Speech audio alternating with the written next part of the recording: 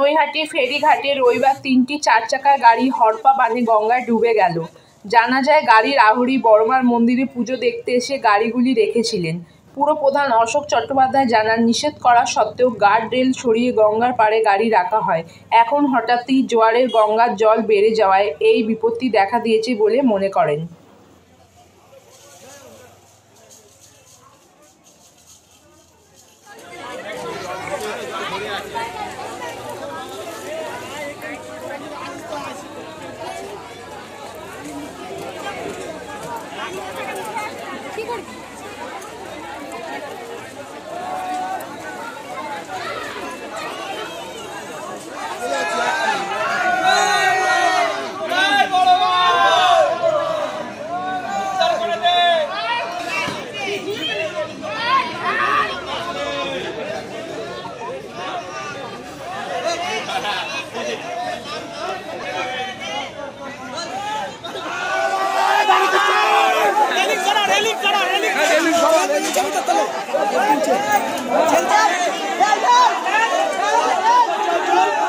দেখতে পাবেন পৌরপ্রধান অশোক চট্টোপাধ্যায় কিন্তু এসছেন।